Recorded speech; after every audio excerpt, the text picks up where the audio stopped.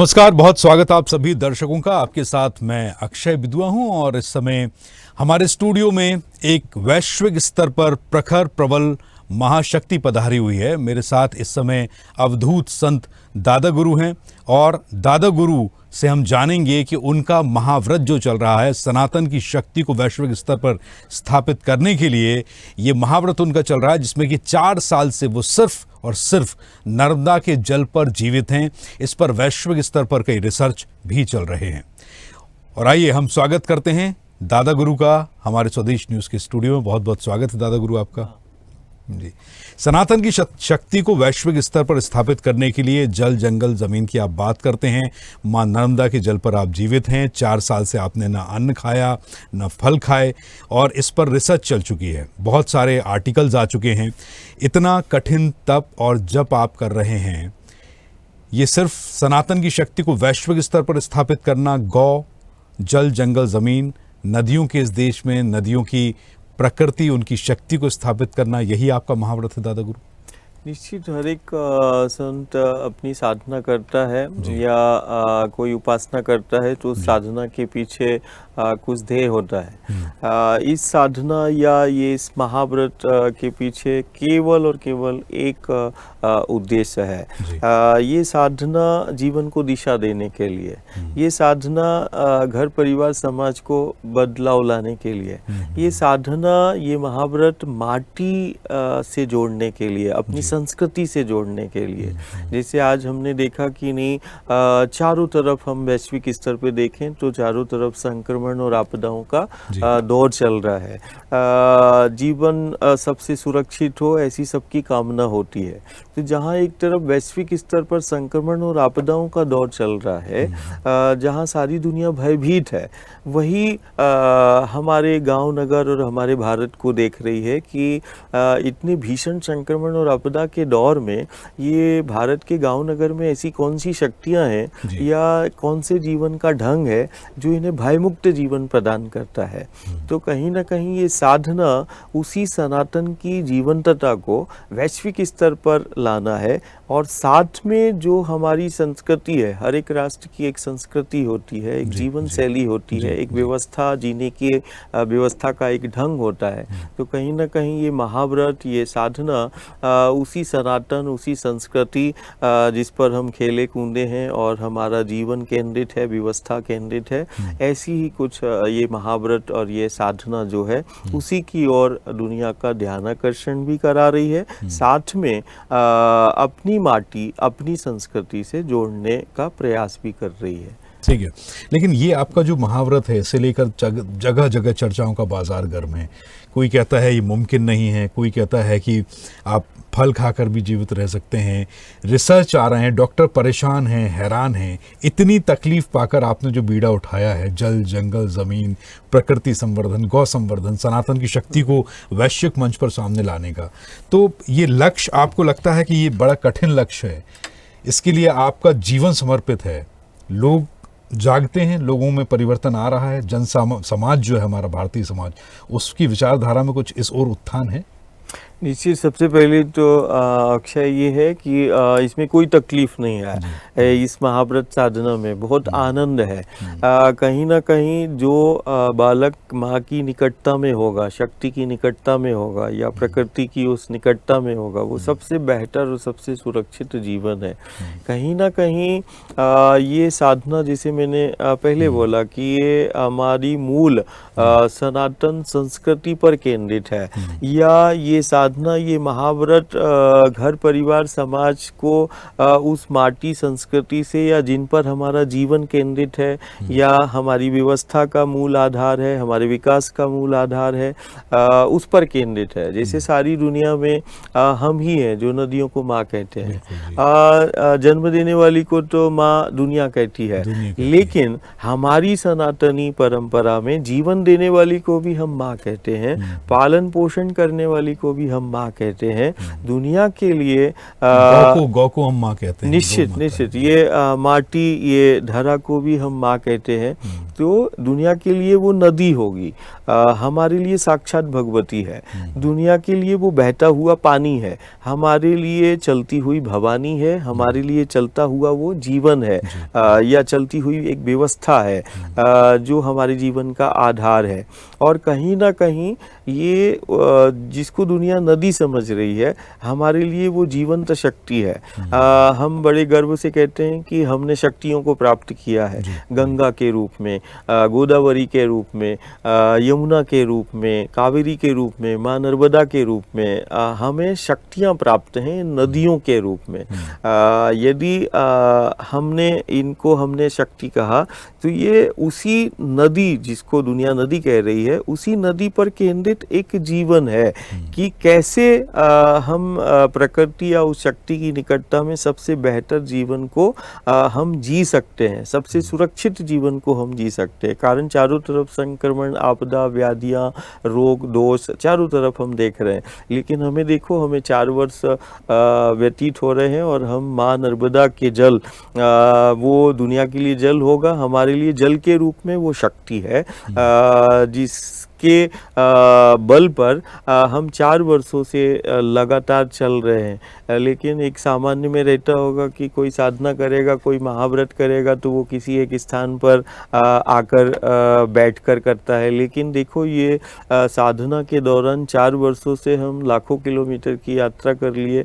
फिर हम जैसे दुनिया में विख्यात है, हमारी सनातनी मान्यता है कि हम नर्मदा की परिक्रमा होती है। परिक्रमा मतलब एक चक्र होता है, एक ऐसी साधना जो हमें प्रकृति से जोड़ती है और हमें जीना सिखाती है।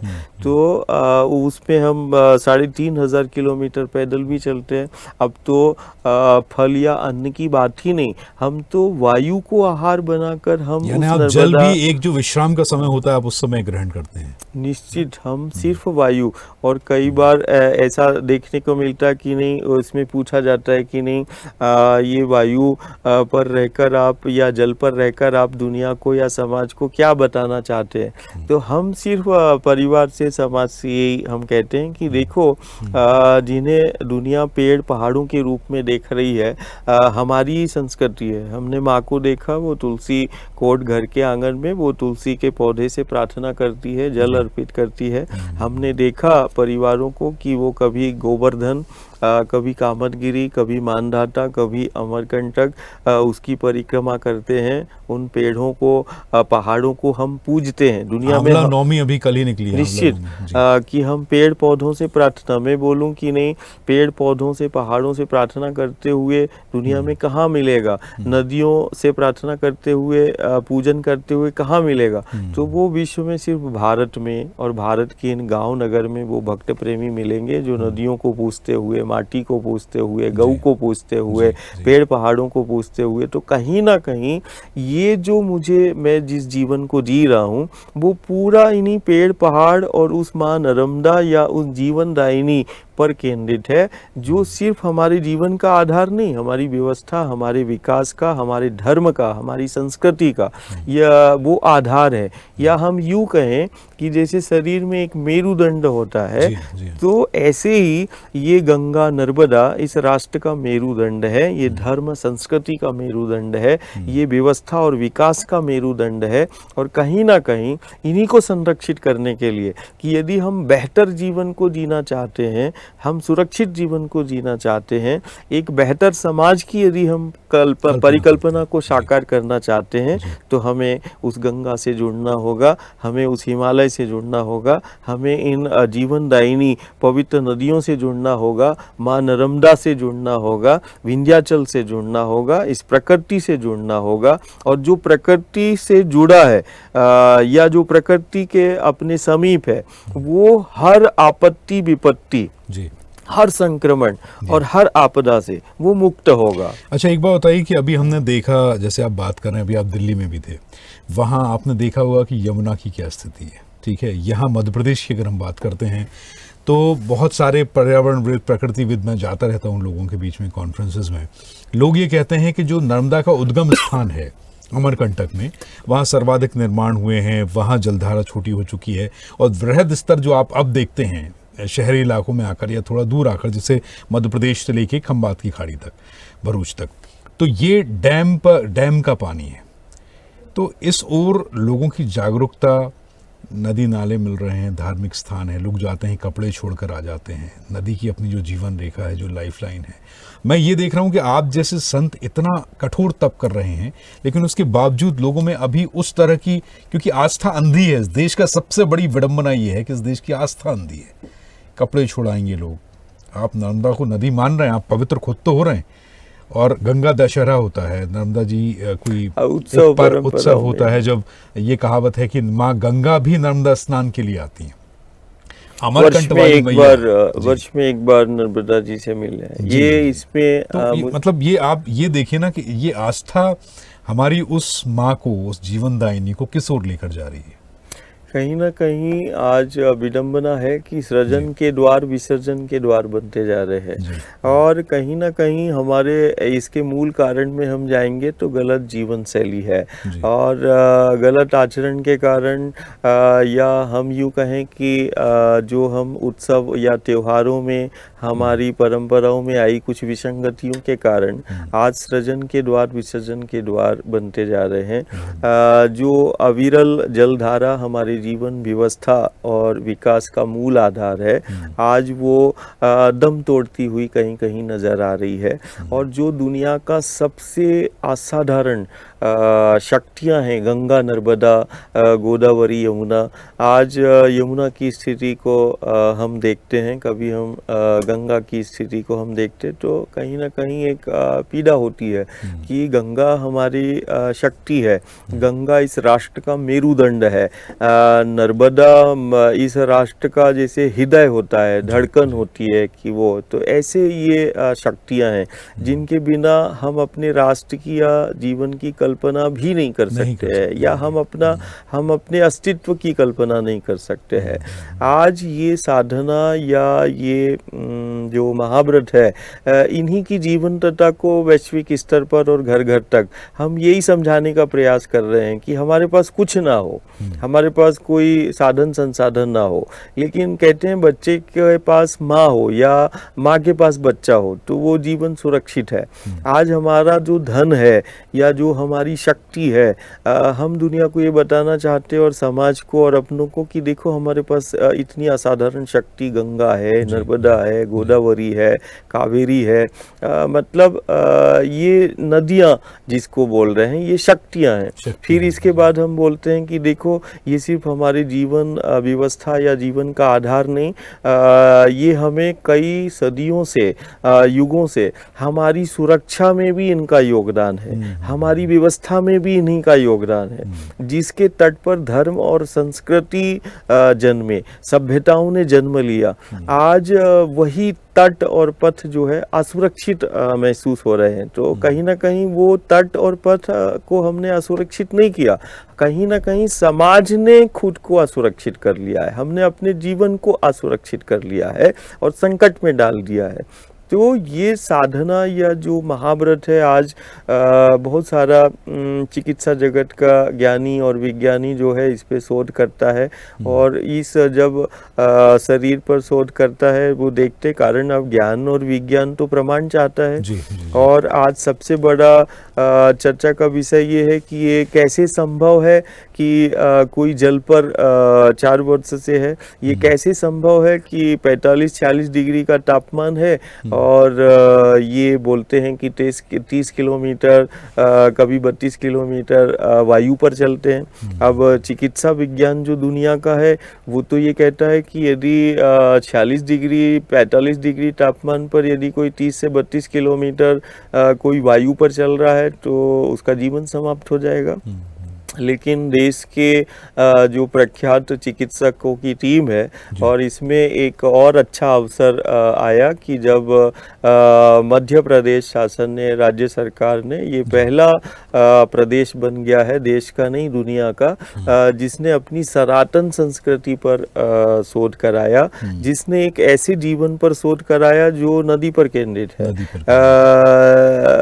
राज्य सरकार ने एक ऐसे जीवन पर शोध कराया जो सनातन पद्धति पर केंद्रित है और अपनी संस्कृति पर केंद्रित है, और ये सिर्फ देश का नहीं दुनिया का पहला राज्य हो गया जिसको मध्य प्रदेश बोलते। तो ये हमारे लिए या घर परिवार के लिए या प्रत्येक उस नागरिक के लिए जो भारत में रहता है वो गौरवान्वित करने वाला है कि आज हम उस स्थिति पर हैं कि हम जब दुनिया हमारी ओर देख रही है कि ये एक संस्कृति है भारत की सनातन संस्कृति जो हमें बेहतर जीवन और सुरक्षित जीवन दे सकती है, जो प्रकृति से प्रेम करती है, माटी को माँ कहती है, नदियों को माँ कहती है, पेड़ पहाड़ों को परमात्मा ईश्वर का स्वरूप जानती मतलब ये है। नई बात नहीं है, सदियों से होता आ रहा है, आप सिर्फ निश्चित, उसकी एक अलग जगह रहे हैं। और लेकिन लोग हैरान हैं इस बात को देखकर के दादा गुरु को नहीं तो इतना महाव्रत करने की क्या जरूरत है? अब है और कभी आप लोगों से पूछते नहीं कि मैं इस संस्कृति के लिए, इस शक्ति के लिए, इस शक्ति का उपासक बना हुआ हूँ और यही अलग जगाने का, जागरूकता लाने का, जागृति के लिए मेरा महाव्रत चल रहा है। लोग आपसे कहते नहीं कि इतनी तकलीफ लेने की आपको जरूरत क्या है, हम मान जाएंगे दादा गुरु आपके आगे। इसमें कोई तकलीफ नहीं है, ये तकलीफ का नहीं, ये तो आनंद का विषय है। कहते हैं कि ये जीवन है उस माँ पर केंद्रित है, और यदि माँ के, मैं बोलूँ कि कोई माँ के समीप है या कोई माँ के साथ में, तो वो दुखी कैसे हो सकता है? कोई शक्ति की निकटता में तो वो दुखी कैसे होगा? वो शक्ति की जो निकटता में है वो तो बहुत सुख और आनंद से होगा। तो मैं वही तो घर परिवार समाज को या दुनिया को बताना चाहता हूँ कि इतने भयभीत वातावरण में जब चारों तरफ संक्रमण आपदाओं का दौर चल रहा है, सारी दुनिया में एक भय का वातावरण है, देखो ये भय मुक्त हम जीवन को जी रहे हैं उस माँ की निकटता में, उस प्रकृति की निकटता में, और शरीर का भी क्षय नहीं हो रहा है, किसी चीज़ की कमजोरी नहीं है। तो कहीं ना कहीं ये सदी का सबसे बड़ा सूत्र है कि आज हमें अपनी माटी से जुड़ना होगा। आज हमें, जिनको हम पेड़ पहाड़ हम देख रहे हैं, यदि हमने एक मंदिर में एक पत्थर की मूर्ति में परमात्मा ईश्वर को देखा है, तो हम आज बड़े स्पष्ट रूप से बोलते हैं कि यदि हम पत्थर में मुझे भगवान दिखाई दिए, तो अब ये समय आ गया है कि तुम इन पेड़ पहाड़ों में भी अपने परमात्मा ईश्वर को देखो। कारण इन पेड़ पहाड़ों ये वही परमात्मा स्वरूप है जो जब गुरु गोविंद आया तो उन्होंने कहा वृक्ष ही प्रत्यक्ष है जी। हम उसी रामकृष्ण की वंदना करते हैं जो कामदगिरी से प्रार्थना करते हैं, हम उसी कृष्ण का चिंतन करते हैं जो गोवर्धन को अपना स्वरूप बताते हैं, हम उसी राम कृष्ण की ये धरा है, बुद्ध महावीर की ये धरा है जिसने माटी का मान किया है। और ये माटी मृत नहीं, हमारे लिए ये माटी का एक एक कण जीवित है और चैतन्य है। आपके हमने वीडियोस देखे हैं, कई बार यूट्यूब के शॉर्ट्स होते हैं और भी, कि एक वृक्ष की डाल काटने को लेकर आप क्रोधित हो जाते हैं, लोगों में संदेश देने की कोशिश करते हैं। वक्सवाहा की घटना मुझे याद है, पूरे प्रशासन को पीछे हटना पड़ा था। समय समय पर आप पातालकोट जैसी जगहों पर आप जाते रहते हैं जहां लोग आज भी प्रकृति के साक्षात उपासक हैं। तो ये एक तरीके का संदेश प्रकृति पर्यावरण को काम करने वाले लोगों के लिए है, और आप ऐसा जीवन जी रहे हैं जहां इसके संवर्धन को, संरक्षण को लेकर कठोर साधना है, और कुछ एनजीओज हैं जो इसको लाभ का मुद्दा बनाए रहते हैं। नहीं, हम उस विषय पर तो बात नहीं करेंगे अक्षय, लेकिन हम इतना ज़रूर है कि जैसे अपन ने बोला कि मैं बोलूं कि किसी का शरीर के अंग को कोई काटने का प्रयास करे, हाथ को या कोई पैरों को या नोचने का भी प्रयास करे, तो मुझे लगता है कि उसको पीड़ा होगी। वैसे ही हमने जैसे अभी बोला कि हमारे लिए वृक्ष ही प्रत्यक्ष है, और हम समाज को यही कि हम उसी रामकृष्ण को मान रहे हैं जो पेड़ और पहाड़ों को अपना स्वरूप बताते हैं। हम उसी रामकृष्ण गुरु गोविंद को पूज रहे हैं जो माटी का मान करता है और जो गऊ को पूजता है। हमारे लिए गऊ भी माँ है, हमारे लिए कोई पशु नहीं है। तो हम तो उस संस्कृति से आते हैं जो प्रकृति की उपासना करता है, प्रकृति की आराधना करता है। कहीं ना कहीं जब जैसे अपन ने बोला कि नहीं हम कोई कटते हुए कोई पेड़ों को काटता है या कोई नर्मदा के तट पर कोई छेड़खानी करता है या जंगलों को मिटाने की कोई बात करता है, तो एक स्वाभाविक सी चीज़ है, ऐसा लगता है जैसे कोई हमें मिटाने की बात कर रहा है या हमें खत्म करने की बात कर रहा है। बात जंगल को खत्म करने की नहीं, बात वो पेड़ को काटने की, डाल की नहीं, उस पेड़ में छिपा जो हमारा जीवन है। तो मुझे ऐसा लगता है, जब इसीलिए मैं क्रोधित हो जाता हूँ कि ये मेरे जीवन को समाप्त कर रहा है। तो ये जीवन को समाप्त कर रहा है तो उसको बोध कराना आवश्यक है, उसको रोकना आवश्यक है कि कहीं ना कहीं हम अपने हाथों से कहीं हम अपने जीवन को तो समाप्त नहीं कर रहे हैं। तो आज के दौर में यही हो रहा है, मैं जो देख रहा हूँ कि घर परिवार समाज अपने ही हाथों से गलत जीवन शैली के कारण या प्रतिस्पर्धा की होड़ में